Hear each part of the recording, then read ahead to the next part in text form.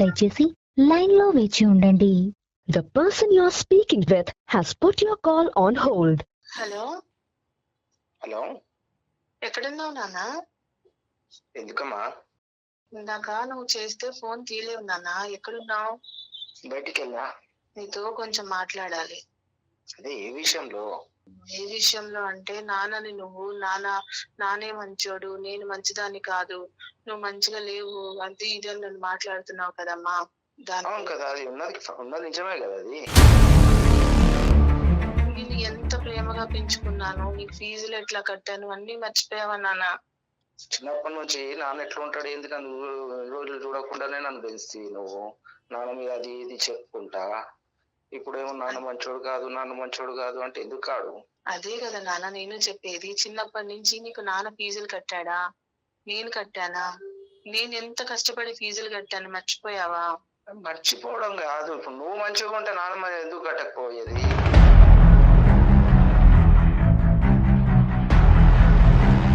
నువ్వు ఆ నాన్నతో మంచిగా ఉంటే నాన్ననే కడుతుండే కదా. నాన్న గురించి నాన్న మంచిగా ఉంటే మనం 20 సంవత్సరాలు నాన్నకి ఎందుకు దూరంగా ఉంటాం చెప్పు? అది నీ గురించి, నీ వల్ల అయ్యింది. అది నీ వాళ్ళకుంటేనే కదా. సరే నాన్న, నేను బాలేదంటే నాన్న రావాలి కదా నాన్న నా దగ్గరికి. నువ్వు రానిస్తే కదా నాన్నని, వచ్చినప్పట్లో ఎంతో కొట్లాడబెట్టుకుంటుంది అంట కదా. కాదు నాన్న, నేను రానివ్వట్లేదు అని అంటే నాన్న ఎక్కడ ఉండాలి? మన దగ్గర ఉండాలా, వేరే దగ్గర ఉండాలా? అరే నువ్వు ఆయనతో ఎప్పుడు పొద్దాక కొట్లాడబెడుతుంటే ఆయన ఎడికెళ్ళి ఉంటాడు, నువ్వు వెళ్ళిపోయినా ఆయన వెళ్ళిండా? ఆయన ప్రవర్తన వల్ల మనం వెళ్ళిపోయాం నాన్న. నీకు గుర్తుందో లేదో నాన్న, నీకు జ్వరం వచ్చినప్పుడు గాని, నీ కాలికి దెబ్బ తగిలినప్పుడు గాని నాన్న వచ్చాడా? నేనే హాస్పిటల్ తిరిగానా నాన్న నిన్ను పట్టుకుని? సరోజ గారు బాబు పేరు ఏంటమ్మా? Praneeth sir. Hi Praneeth, doctor Kalyan Chakravarthy and Jaya madam here. ఎవరండి మీరు? ఎవరు సార్? Right, okay. మేము సుమన్ టీవీ అందమైన జీవితం నుంచి మాట్లాడుతున్నాను. అమ్మగారు మాకు కాంటాక్ట్ చేశారు. అమ్మగారు కొద్దిగా ఇబ్బందికరమైనటువంటి పొజిషన్లో ఉండటం వల్ల మా హెల్ప్ తీసుకోవడానికి మాకు కాల్ చేయటం ద్వారా నీకు ఫోన్ కలిపి అసలు మీ ఇద్దరి మధ్యన ఏం జరుగుతుంది అనేది ఒకసారి వినిపించమని చెప్పాము. అమ్మగారు మీతో మాట్లాడారు, మీరిద్దరు మాట్లాడుకున్నది కూడా మాకు అర్థమైంది. ఏం జరుగుతుంది అసలు మీ ఇద్దరి మధ్యన ప్రాబ్లం ఏంటి? ఇంతకాలం హ్యాపీగా ఉన్న అమ్మ నువ్వు అసలు ఈరోజు నువ్వు అని చెప్పి ఇందాకటి నుంచి అదే మాకు వినిపిస్తుంది. నువ్వు చేయటం వల్లే అమ్మ నాన్న ఈడిపోయారు, నీ వల్లే ఇబ్బందులు వచ్చినాయి, నాన్న వస్తానన్నా కూడా నువ్వు వద్దంటున్నావు. అసలు నీకు తెలిసినటువంటి నాలెడ్జ్ ఏంటి? అమ్మని ఈరోజు ఎందుకు ఇంత అసహించుకుని అమ్మ బ్రతకలేనటువంటి పరిస్థితికి తీసుకొస్తున్నావు? అవును సార్, ఇప్పుడు నాకు చిన్నప్పటి నుంచి అమ్మ దగ్గర ఉన్నా, కరెక్టే, అని కాదన్ను. కాకపోతే అమ్మ ఏ విషయం ఎట్లా చేసింది అంటే నా మైండ్ ఎట్లా ఫిట్ చేసేసింది అంటే నాన్న మంచోడు కాదు, నాన్న పద్దాకు కొడతాడు, నాన్న అది చేస్తాడు ఇది చేస్తాడు. ఇప్పుడు నేను పెరుగుతున్నా, నాన్న నాతో ఎట్లా ఉంటాడు, నాతో ఏమేం చేస్తున్నాడు అనేది నాకు తెలుస్తుంది సార్. నాన్నతో పాటు నేను ఉన్నా. ఇప్పుడు నాన్న వస్తున్నాడు, కలుస్తున్నాడు, నాకు కావాల్సింది అన్ని ఇస్తున్నా. చిన్నప్పటి నుంచి ఆ ప్రేమనే లేకుండా చేసింది నాకు. ఇంట్లో అదే లేడు, నాన్న లేడు, కానీ ఆ ప్రేమ దక్కనివ్వకుండా చేసిన అమ్మ అని చెప్పి నువ్వు ఆ గ్యారంటీతో ఎలా మాట్లాడుతున్నారు మీరు? నాన్న నాకు చెప్పబట్టికే కదా సార్ నాకు తెలిసింది. ఇన్ని రోజులు అమ్మ ఎట్లా చేసింది అంటే నాకు మీ నాన్న మంచోడు కాదు, మీ నాన్న ఇట్లా చేస్తాడు అట్లా చేస్తాడు. కాకపోతే నాన్నని నేను చూస్తున్నా, ఇప్పుడు నా దగ్గర వచ్చి కలుస్తున్నాడు, నాన్న నాకు కావాల్సిన అన్ని ఇప్పిస్తున్నాడు, అన్ని చేస్తున్నాడు.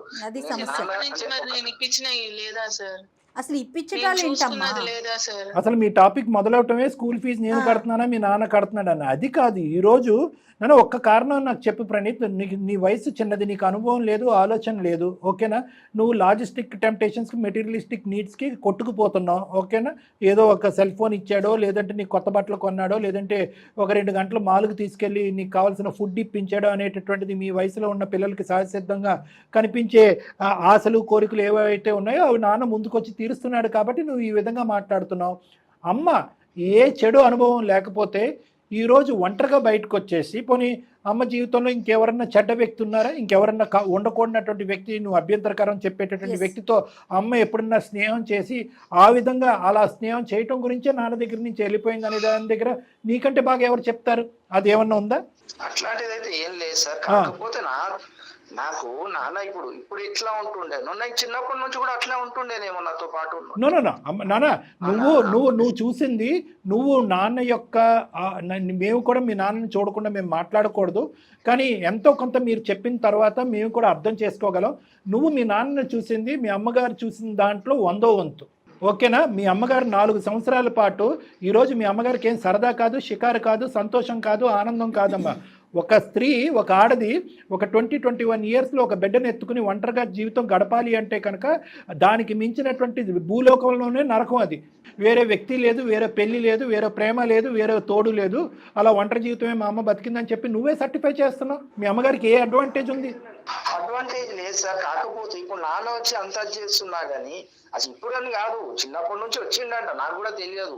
కాకపోతే నాన్న నాకు చెప్పే విషయం ఏంది అంటే, నేను ఎప్పుడు వచ్చినా నన్ను రానియకుంటుండేరా మీ అమ్మ, నన్ను నీతో కలవనీయకుంటుండే, నీకేమైనా చేద్దామన్నా చేయనీయకుంటుండే, ఇట్లాంటివన్నీ చెప్పుకుంటా వచ్చింది కదా.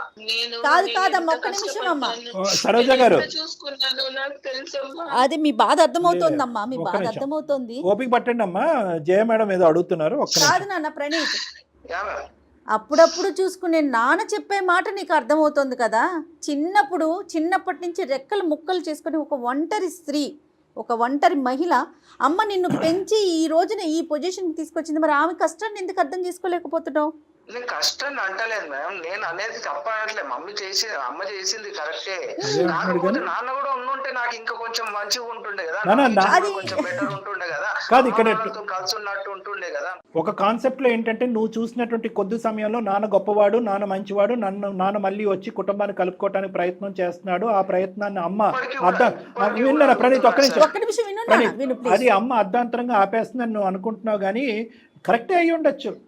కొడుకు ప్రేమని ఇంతకాలం చూడనటువంటి వ్యక్తి ఈరోజు కొడుకు ప్రేమ గురించి ప్రాకులాడుతూ నీ దగ్గరకు రావచ్చు. కానీ నీకు మంచివాడైనటువంటి తండ్రి మీ అమ్మకి మంచి భర్తగా లేడే. అది ఇప్పుడు నువ్వు ఆ రెండు జత కలపొద్దు. మీ నాన్న ఇప్పుడు వచ్చేది స్వార్థంతో వస్తున్నాడా, కొడుకు ప్రేమతో వస్తున్నాడా, కుటుంబం గురించి వస్తున్నాడా అనేది పక్కన పెడితే కనుక, మీ అమ్మ మధ్యరాత్రిలో లేపినా కూడా ఓ పీడకలలాగా వచ్చేటటువంటి జ్ఞాపకాలు అవి. ఈరోజు అమ్మ నాన్న బాగా చూసుకుంటున్నాడు, నాన్న నేను చూసిన కొద్దో గొప్పలో చాలా గొప్పతనం కనిపించింది కాబట్టి నాకు మంచి తండ్రిగా కనిపించేటటువంటి తండ్రి నీకు కూడా మంచి భర్త అయిపోతాడని నువ్వెలా ఇస్తావు నాన్న గ్యారంటీ? మీ అమ్మ మళ్ళీ ఆ నరకాన్ని చూడటం మొదలు పెడితే కనుక ఇంకొక 20 సంవత్సరాలు మళ్ళీ అమ్మ వనవాసం వెళ్ళమంటావా? ఈసారి కొడుకు లేకుండా వెళ్తుంది అమ్మ వనవాసం. ఇంకా ఆవిడ జీవితంలో ఉండటానికి ఏ కర్తవ్యం ఉండదు, ఏ రీజన్ ఉండదు మేడం, చచ్చిపోవటం తప్ప. గొడవ పడి భార్యాభర్తలు గొడవ పడి ఈ పిల్లోని వాళ్ళ నాన్నకి ఇచ్చేసాం, బయటకు వచ్చేలా మోస్తానంది ఒక స్త్రీ. ఎందుకు బతకాలి అసలు? నాకు బతికి లాభం ఏముంది? లేదమ్మా అమ్మ పిల్లవాడమ్మా, వాడు తెలియదు. ఇక్కడ విషపూరితం జరిగింది, మనసుని విషపూరితం చేశారు, వాడు తెలియక మాట్లాడుతున్నాడు. అమ్మా ఇప్పుడు నువ్వు సార్ వాళ్ళ దగ్గరకు అప్రోచ్ అయినావు కరెక్టే, కాకపోతే ఇప్పుడు నాన్నతో విడిపోవడానికి కారణం నువ్వే కదా. నేను కాదు ఎలా చెప్తా? నాన్న కారణం అయితే నాకు చెప్పడం నాన్న చెప్పింది. ఏం కారణం నాన్న? ఏం కారణం? అమ్మ బయటకు వచ్చి ఏం సరదాలు అనిపించింది? ఏ సినిమా చూడటానికి అమ్మ బయటకు వచ్చేసింది 20 ఇయర్స్ పాటు? పోనీ నీ మాట నిజం అనుకుంటా, సరదాల కోసం మరి ఎందుకు వచ్చేసి ఉండొచ్చు? ఒక ఆడది ఒక బిడ్డను ఎత్తుకుని బయటికి రావాల్సినంత కర్మ ఆవిడకి ఏముంది? ఎప్పుడు వచ్చినా ఇంటికి రాగానే కొట్లాడుతూనే ఉంటుంది. నాన్నకి తాగుడు అలవాటు ఉందా లేదా? నాన్నకి తాగుడు అలవాటు ఉందా? నువ్వు వెళ్ళినటువంటి ఇన్ని సందర్భాల్లో నాన్న దగ్గర ఎప్పుడన్నా తాగుడు వాసన కానీ లేదంటే తాగిన తర్వాత ఉండేటటువంటి ఆ ప్రవర్తనని చూసావా లేదా? రైట్. సో ఈ రోజు మీ నాన్న మీ అమ్మ పక్కన లేదు కాబట్టి ఆ విపరీతమైనటువంటి ఆ విశ్వరూపం చూపెట్టట్లేదు, కానీ మనకి వాస్తవానికి మీ నాన్నకి తాగిన తర్వాత ఆ విధంగా ప్రవర్తించడం అనేది, కొట్టే అలవాటు అనేది ఉంది. మీ అమ్మ చెప్పేటటువంటిది అబద్ధాలు ఏమీ కాదు. ఊరికనే అమ్మ ఏ పని లేకుండా సాయంత్రం పూట గొడవ పెట్టుకుని 4 సంవత్సరాల పాటు కాపురం చేసి 20 సంవత్సరాలు వనవాసం అనుభవించవలసినటువంటి అవసరం లేదు. కొద్దిగా ఆలోచించుకో, నువ్వు కూడా కొద్దిగా ఆలోచించు. నీ ఫీజులు కట్టాడా? చిన్నప్పటి నుంచి నీ బట్టలు కొన్నాడా? మీకు ఒక ఇల్లు రెంట్ కట్టాడా? ఏం చేశాడు మీ నాన్న? ఇప్పుడుకొచ్చి ఎక్కడ బాధ్యత తీసుకున్నాడు? ప్రణీత్ ఒక్క నిమిషం అమ్మా, ఒక్క నిమిషం నాన్న. ఈవిడ మనకు మెయిల్ చేశాక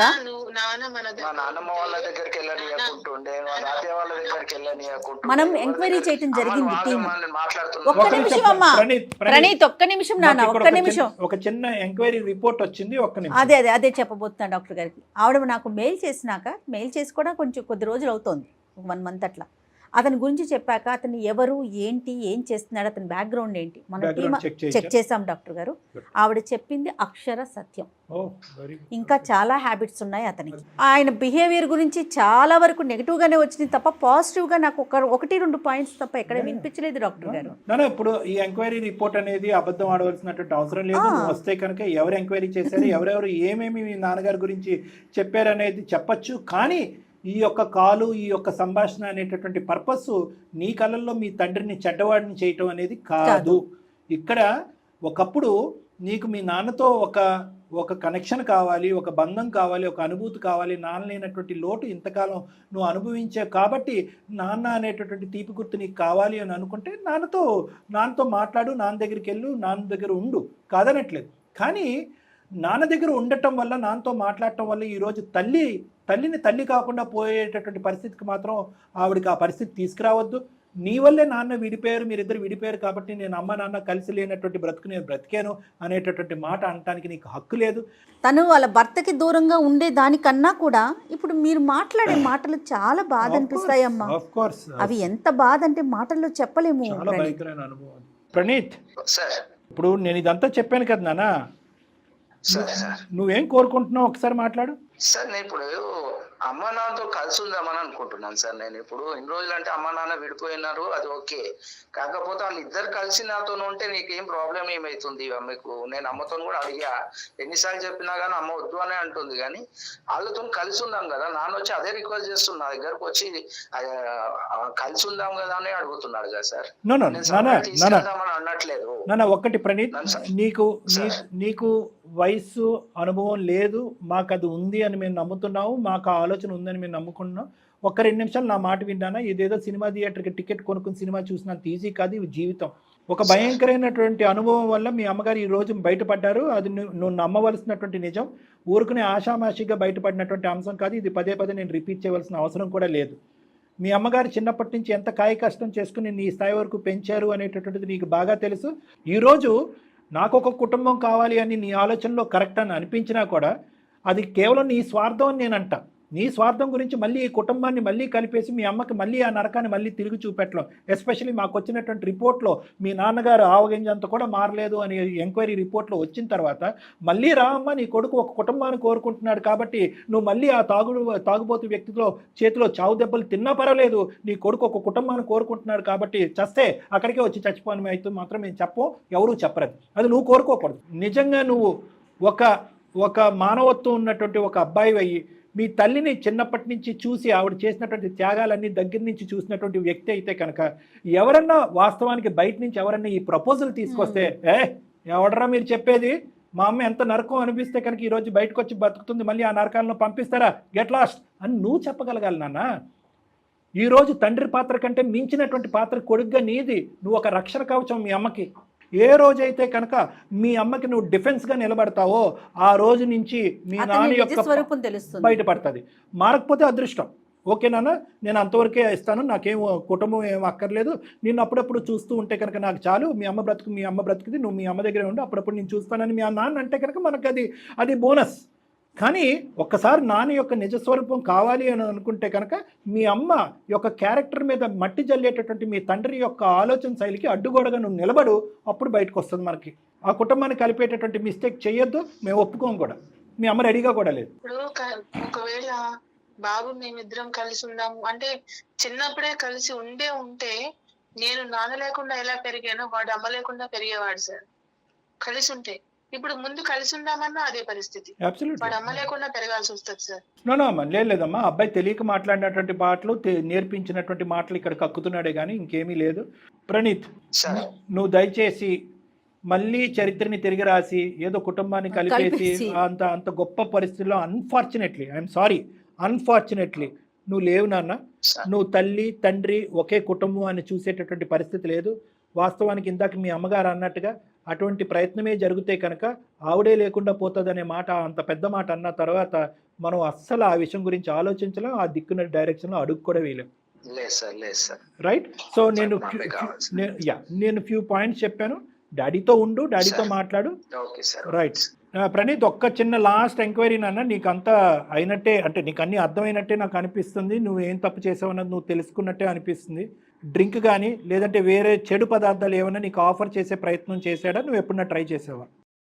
అయింది సార్. అదే అంటే ఇక నాన్న వచ్చి కొన్నిసార్లు బాధపడుతూ ఉన్నప్పుడు కొన్నిసార్లు డ్రింక్ అయితే చేశాను సార్. అదే నువ్వు కొన్నిసార్లు అంటే దాన్ని ఇంటూ ఎన్నిసార్లు చేయాలో మాకు తెలుసు, కానీ ఇప్పుడు దయచేసి నేను చెప్తున్నాను, ఇప్పుడు మీ అమ్మగారికి ఒక కొత్త నరకాన్ని నువ్వు మొదలు పెట్టద్దు. మీ నాన్న చరిత్రని మళ్ళీ కొడుకు రూపాన్ని ఇంట్లో తిరిగి రాయొద్దు, అర్థమైందా? నువ్వు తెలియకుండానే ఈ ఉప్పెన్లో కొట్టుకుపోతావు. ఎందుకంటే కనుక ఒక్కసారి రుచి చూపెట్టిన వాడు 10 సార్లు రుచి చూపెడతాడు. చూపెట్టకపోయినా నీకే తాగాలనే తపన కోరిక రావచ్చు, నువ్వు అందులో కొట్టుకుపోతావు. జాగ్రత్త. నువ్వు మంచి పిల్లవాడి, ఎదిగేటటువంటి వయసులో ఉన్నావు, చదువుకుంటున్నావు, మంచి భవిష్యత్తు ఉంది. దయచేసి భవిష్యత్తు పాడు చేసుకోవద్దు. తాగుడు అనేటటువంటి వ్యసనానికి బానిస అవ్వద్దు. వాస్తవానికి ఏ మత్తు పదార్థాలకి బానిస అవ్వద్దు. మీ అమ్మగారి గురించి, నా గురించి, జయ మేడం గురించి కాదు, నీ గురించి, నీ భవిష్యత్తు గురించి. ఏ తండ్రి ఏ కొడుకుని రారాబాయి కూర్చుందాం తాగుదాం అని చెప్తాడు? ఈరోజు నీకు అర్థం కావట్లేదు మేము చెప్పినటువంటి మాటల్లో వాస్తవం ఉందని చెప్పి? సరే, నేను చెప్పి నువ్వు జాగ్రత్తగా గుర్తుపెట్టుకో, నేను చెప్పినట్టు ఆచరించు. సరోజ గారు, మీరు ఏమైనా ఆఖరి మాట మీ అబ్బాయికి చెప్పాలనుకుంటే చెప్పండి, మనం ముగిద్దాం. ఏం లేదు సార్. సంతోషమేనా? మీరు హ్యాపీయేనా? మీరు హ్యాపీయేనా? రైట్. సంతోషం అమ్మా, సంతోషం. నాన్న ప్రణీత్, నీకు ఏమైనా డౌట్స్ ఉంటే కాల్ చేయి, డాక్టర్ గారిని కలుద్దు. కానీ ఇంకా నువ్వు కన్ఫ్యూజన్ స్టేటస్లో ఉన్నావు, ఓకేనా? ఒక్కసారి బాగా చూసుకోవాలి. ఒకసారి మా మాటగా ఐ లవ్ యూ అమ్మ, I will be with you, నేను చేసినటువంటి తప్పు పనులే, నేను మళ్ళీ రిపీట్ చేయను అనేటటువంటిది నీ మనస్ఫూర్తిగా ఒక 2 మాటలు మాట్లాడినాను, మాకు వినాలని అనిపిస్తుంది. సారీ మా. సరే నాన్న, మళ్ళీ నువ్వు నాన్న అని వెళ్ళొద్దు నాన్న. అమ్మ వెళ్ళొద్దు అని మీరు చెప్పకండి అమ్మా, కట్టడి చేయకండి. ఎందుకంటే ఆ అబ్బాయిగా తెలుసుకుంటాడు అతని క్యారెక్టర్ ఏంటి, అతను ఏ విధంగా మీ మీద చెడు ప్రచారం చేస్తున్నాడు అనేది. దానికి ఒకటి లిమిట్ డ్రా చేస్తాడు. అతనితో కలిసినా కలవకపోయినా ఒకటి దాన్ని లిమిట్ చేస్తాడు. నెంబర్ 1, ఏది మీ మీద చెడు ప్రభావం చూపెట్టకుండా, మిమ్మల్ని కలిసే ప్రయత్నం చేయకుండా దాన్ని కట్ చేస్తాడు.